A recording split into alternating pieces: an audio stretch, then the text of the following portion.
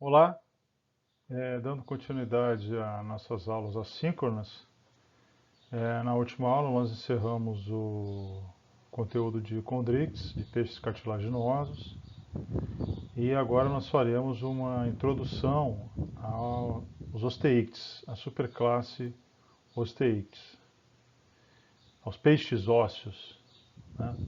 Então essa videoaula ela corresponde à continuação da aula assíncrona do dia 4, da quinta-feira, certo?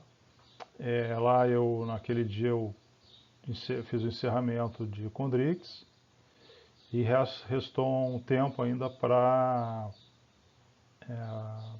completar a aula e nós faremos com uma introdução sobre os Osteictes.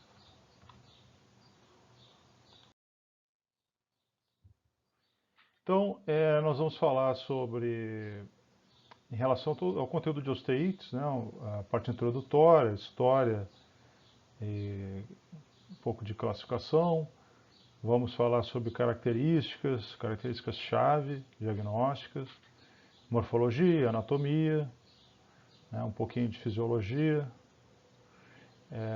a classificação, né, os principais grupos de osteítes que nós vamos conhecer e distribuição geográfica desses principais grupos. Bom, osteítes, né, osteon, que significa osso, né, ictis, peixe, do grego, né, osteon, osso, ictis, peixe. Então, peixe ósseo, tá, esqueleto feito de osso, né, diferente do que a gente estudou nos Chondrix. Agora nós vamos estudar peixes ósseos. Nos livros didáticos de biologia, claro que desatualizados, né, aparece lá a classe Osteicte, né? Na verdade, a Osteicte engloba algumas classes de vertebrados. Tá? Então ela está num status, né, no ranqueamento, né, no ranqueamento não, na categoria de superclasse, tá? Categoria liliana, né? Mas o taxon é Osteicte. Bom, então Osteicte engloba os peixes ósseos mais tetrápoda, tá? Que nós vamos estudar. Uma diversidade, pelo menos 29 mil espécies, né, de peixes ósseos, peixes relacionados aos tetrápodas, né, como os peixes pulmonados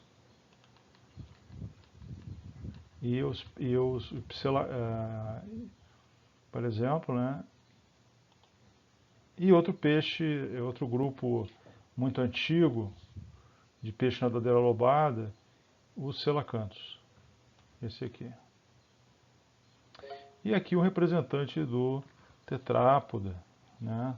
Nosso jacaré que ficou famoso aí na pandemia.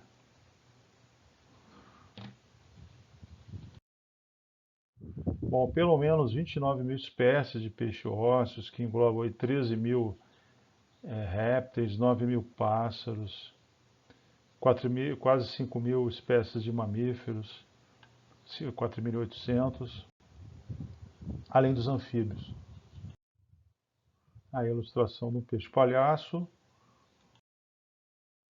Bom, o maior peixe, maior não, mas dos mais pesados, ele é grande também. Ele chega perto de ser um dos maiores, mas ele é tido como o peixe ósseo mais pesado. O mola-mola, peixe-lua, ele pode alcançar até 3,5 metros e pesar 1.500 quilos. E a menor? O menor espécie de peixe do mundo é o gobídeo pigmeu anão, espécie Pandaca pigmea. Tá? O macho adulto pode alcançar até 15 milímetros e fêmeas 9 milímetros. Mas é no máximo 1,5 cm. naquela ilustração dele, extraído do Fishbase, ele ocorre lá na Indonésia e Filipinas. E os maiores, continuando. Esturjões, ó. Muitos esturjões da família Spenceride crescem muito. O maior é o esturjão beluga, ruso, que habita o Mar Cáspio, Mar Negro e Mar Adriático. E aí pode alcançar até 5 metros de comprimento e pesar até 2.000 quilos. Então aqui algumas fotos mostrando pescarias antigas do esturjão, né, dando uma ideia aqui do tamanho dele. Outra espécie maior, também dos grandes, é o marlim preto, Macaira índica, que alcança até 4 metros e 70 centímetros e pode pesar até 750 quilos.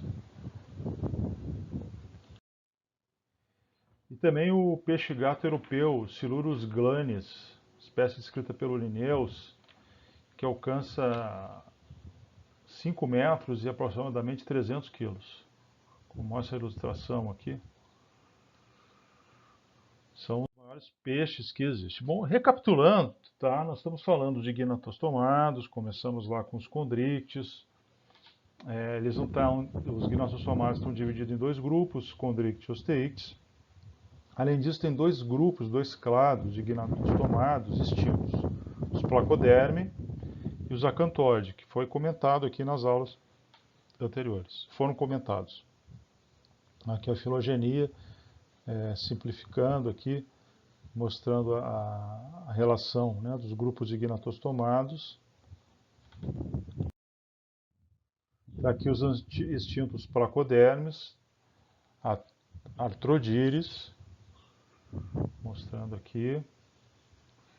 Esses animais, esses peixes, né, tinham placas na região da cabeça e da nuca, né, e tinha uma articulação na nuca, né, entre a cabeça e o resto do corpo. E os acantoide, tá, peixes com espinhos no ventre. Bom, recapitulando aqui a filogenia também, mostrando aqui os gnatostomados. Vamos recapitular aqui as características chave, né? Vamos começar aqui com vertebrados. Tá? 2 ou mais pares de canais semicirculares. E aí nós vimos aqui a lampreia, né? Comentamos sobre os ostracodermos. E aí começamos a falar em seguida dos gnatostomados, né? Peixes com mandíbula, nadadeira par.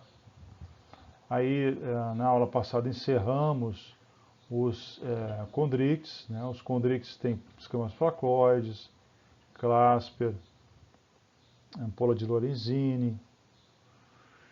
E o último grupo que nós estudamos dos condrictes foram o grupo das quimeras, holocefale.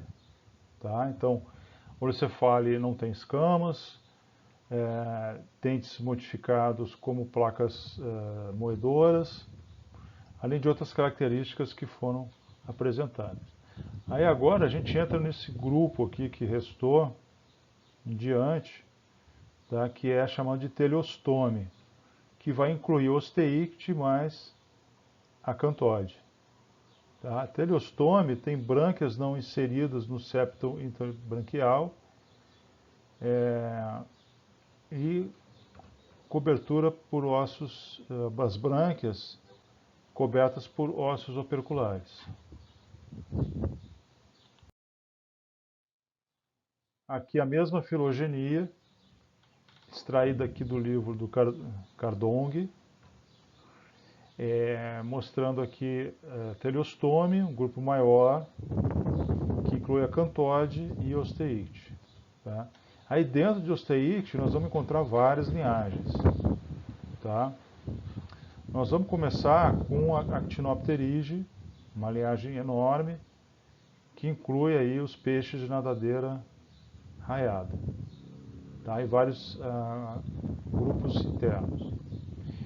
E ainda dentro de Osteictes, quando a gente finaliza a parte do estudo da unidade 1 com o estudo aqui do Sarcopterígio, tá? Que envolve aqui o Actinistia, os Dipinoi, que são os peixes pulmonados, e fala um pouquinho do Ripidistia, e aí Tetrápoda unidade 2 em diante, certo?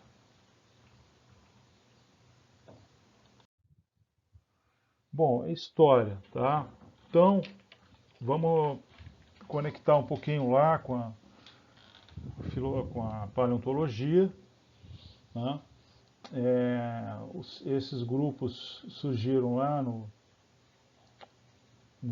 Siluriano, lá na metade, na verdade, do Devoniano, né? Quem eram os sarcopterídeos, né? Um dos grupos de Osteictes do Devoniano, os peixes pulmonados e o selacanto, tá?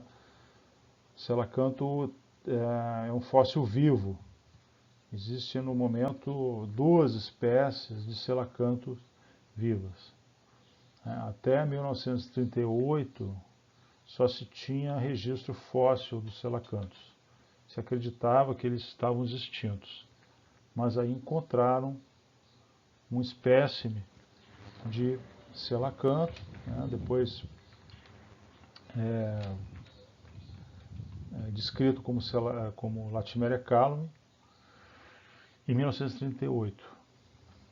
E os peixes pulmonados, tá? Atualmente existem 6 espécies de peixes pulmonados na América do Sul, na África e na Oceania. A Ripidistia é um agrupamento parafilético extinto, tá? Incompleto, que repousa na linha de ancestralidade dos tetrápoda. Os primeiros actinopterídeos, que surgiram nessa época, do Devoniano, bom, eles tinham escamas pesadas, escamas ósseas, que cobriam o corpo e placas pesadas sobre a região da cabeça. Aqui as linhagens atuais de Osteictes, tá? Sarcopterige, Actinopterige, aí de Sarcopterige o selacanto, os peixes pulmonados. São os peixes de nadadeira lobada. Nós vamos explicar. E dentro de Sarcopterige nós vamos encontrar também os vertebrados tetrápodos. E Actinopterige, os peixes de nadadeira raiada.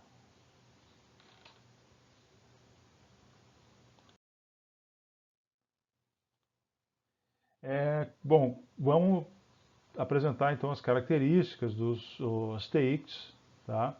Então eles têm osso. O que é o osso? É a ossificação endocondral. Então é a modificação do esqueleto cartilaginoso, ele se modifica, né, no esqueleto ósseo, né? Ocorre a calcificação, a ossificação do esqueleto, tá? E eles têm ossos operculares que cobrem as brânquias, certo? Lembrarmos lá dos condrictes, né? Tínhamos 5 a 7 aberturas branquiais, agora é uma única abertura que vai ter um osso opercular, ossos operculares, que vão proteger essas brânquias, né? Cobrindo aí a característica dos Osteictes. Bom, então, só para recapitular, né? Então, diferenças aí entre Chondrictes e Osteictes. Nós vimos aqui o esqueleto cartilaginoso, né? O fígado boiante, rico em óleo, né? Que isso tudo ajuda, né, na flutuabilidade do tubarão, do Chondricte. As nadadeiras pares, né, peitorais muito desenvolvidas, certo? Auxiliam também em evitar que esse animal afunde na questão estou me referindo aqui ao nado, né? Então é um mecanismo, é uma característica junto com o fígado que auxilia na flutuabilidade, evitar que o animal afunde, né? E os osteíctes, gente, escamas, falamos aqui da ossificação endocondral, o opérculo cobrindo as brânquias, ossos operculares e a bexiga natatória, certo? Vamos falar da bexiga natatória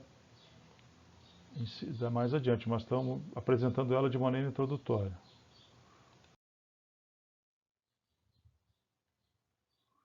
Bom, então, uma das mais conhecidas inovações dos osteíctes é a ossificação endocondral, ou osso de substituição, que é o esqueleto ossificado internamente, pela substituição da cartilagem, ou pericondralmente como osso esponjoso. Né? Lembrarmos lá da histologia, da embriologia, o esqueleto, por exemplo, a formação embriológica do ser humano. Primeiro, o feto, o embrião, desenvolve um esqueleto cartilaginoso, que em seguida vai sendo substituído por esqueleto ósseo. Bom, em vertebrados em geral, existem dois tipos de tecidos calcificados, a dentina e o osso. Então, dentina, gente, uma característica que surgiu lá nos gnatostomados, né? Então, os tubarões já têm dentina. Bom, osso e mais variações, caracterizadas pela sua ontogenia química, forma e localização. Mas o osso endocondral, ele é único. Ele começa a sua vida como cartilagem. Aqui mostrando, essa é uma foto, uma ilustração retirada do livro de histologia do Junqueira e Carneiro. Só para reconectar lá com a histologia, né, a recapitulação aqui, a substituição do esqueleto endocondral, a substituição do esqueleto cartilaginoso pelo esqueleto ósseo. Tá? Então, de repente dá uma olhadinha lá na histologia, os condrócitos, né? Estruturalmente, o efeito é criar um osso esponjoso interior, relativamente leve e flexível, circundado por camada dura, o periósteo, né? A camada dura densa, o periósteo.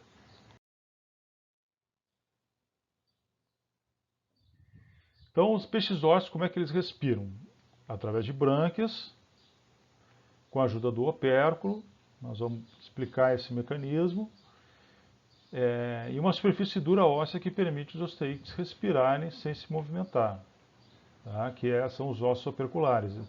Eles se movimentam, criando um fluxo de água, e o peixinho fica praticamente parado na coluna d'água. Claro que mexendo nas nadadeiras ali, mas sem deslocar. Isso os condrictes não fazem, eles têm que nadar, e são nadadores muito eficientes, muito rápidos, velozes, né? Mas, então, com isso, os osteíctes realizam uma economia de energia. Ele não precisa deslocar o corpo todo para fazer ventilação, para fazer troca gasosa. Ele fica mais paradinho ali, mexe na nadadeira peitoral, mexe ali os ossos operculares e fica respirando parado na coluna d'água. Então, isso é uma vantagem, isso, em termos de gasto energético, uma economia de energia em relação aos condrictes. O condricte tem que ficar um bom tempo se deslocando. E se parar, também não pode parar muito tempo. Peixe pulmonado. Sim, tem osteícte que respira por pulmão. É o caso dos peixes pulmonados. Então, mas peixe pulmonado tem pulmão e brânquias. E nós vamos comentar aqui adiante, né, mecanismos respiratórios acessórios às brânquias, que aparecem em vários grupos de osteíctes. Então, aqui mostrando, tá, vista lateral aqui desse peixe, o opérculo, a pinça aqui levantando o opérculo, mostrando as brânquias, os filamentos branquiais aqui, bem vermelhos. Né? Então o opérculo ajuda a respirar sem que o peixe tenha que se deslocar ou nadar na coluna d'água. Aqui uma breve apresentação da mecânica ventilatória do peixe ósseo. A água entra pela boca, alcança a faringe, chega aqui dentro da câmara branquial e passa pelas brânquias, pelos filamentos branquiais, onde ocorre a troca gasosa. Tá? Então aqui em detalhe as brânquias que foram retiradas, né, o arco branquial aqui em branco e os filamentos branquiais em vermelho. Tá? E aqui um detalhe do filamento branquial, né, ele é irrigado com sangue que vem do coração, né, que lembrando é o sangue pobre, que não tem oxigênio, e ele vai ser oxigenado. Tá? No processo aqui de fusão, a água rica em oxigênio que passa pelos filamentos branquiais permite que o oxigênio por difusão entre para essa lamela, para o filamento e para a lamela branquial, e se difunda para dentro dos vasos, né, sanguíneos aqui que irrigam o filamento branquial. E aí esse sangue fica oxigenado e vai transportado para a cabeça, tronco, pelos órgãos e tecidos do peixe. O esquema circulatório do peixe ósseo é basicamente o mesmo do condricte. Tá? Simples, fechado, coração, brânquia, corpo, coração. E fecha o ciclo. Trajetória do sangue. Tá? Então a tendência na evolução dos actinopterígio, o grupo dentro de Oxteicte, foi a perda das armaduras pesadas, né, tipo escama ganoide, por escama leve, escama cicloide e quitenoide. Então, poucos grupos na atualidade têm da escama ganoide, mas a grande maioria tem escama cicloide ou quitenoide. Então surge uma característica evolutiva nos osteítes, né, pré-maxilar e maxilar. E mandíbulas preenchidas por detalhe. Aqui a gente tem uma ilustração de um peixe ósseo, de um brícon,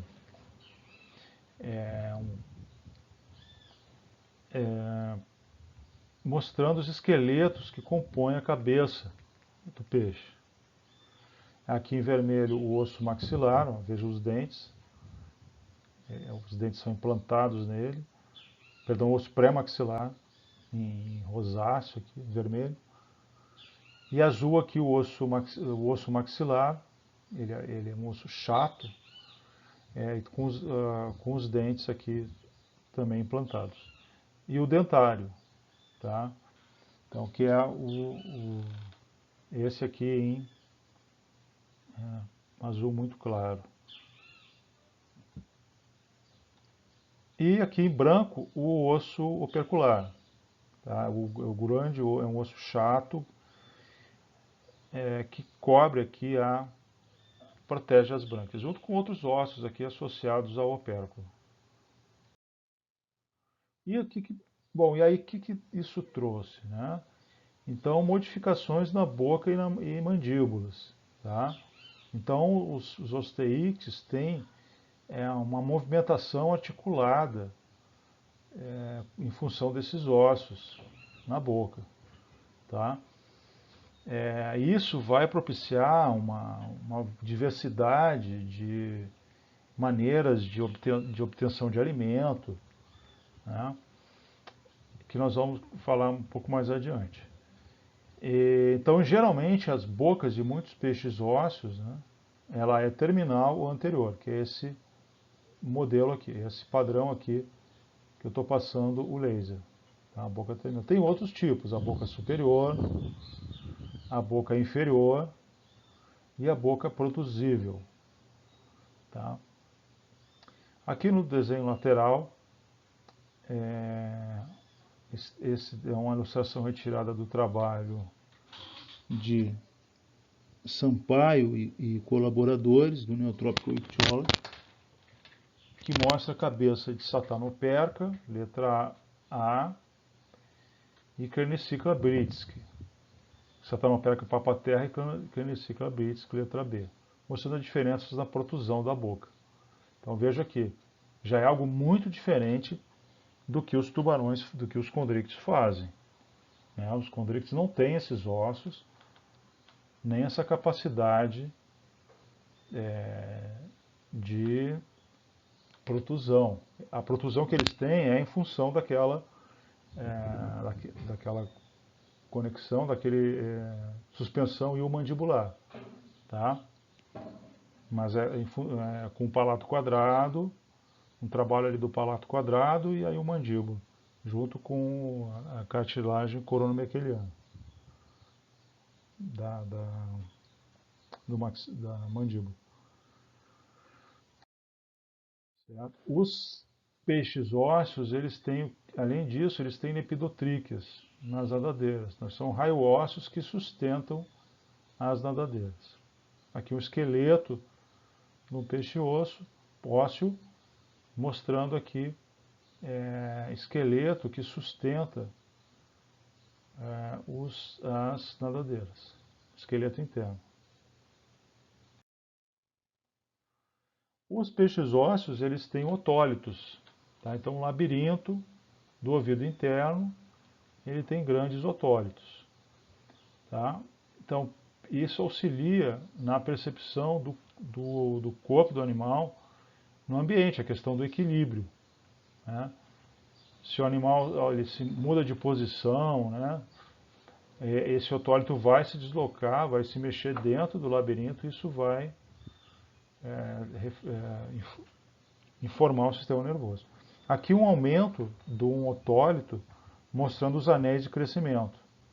Tá? Então se estuda aí o otólito de peixe para saber o ciclo de vida, a idade do animal, por exemplo. Você tem uma ideia. Então, os osteíctes são caracterizados por um padrão relativamente estável de ossos cranianos, que o esqueleto dorsal do lambari, as Tyannix fasciatus, um desenho da osteologia, né, os ossos frontais, aqui a fontanela. Bom, só a título de curiosidade. Ok, então com isso a gente encerra essa parte introdutória sobre osteíctes. A gente viu algumas características dos osteíctes. Fizemos comparação dos osteíctes com os condrictes e falamos dos grupos de osteíctes. Na aula que vem nós vamos dar continuidade ao estudo dos osteíctes, explorando mais sobre morfologia, também na classificação e distribuição e os principais grupos de osteíctes que nós vamos explorar ao longo do curso. Então, obrigado. Eu vou postar esse vídeo lá no grupo, lá no Classroom, e podem comentar ou postar as dúvidas também. Até a próxima.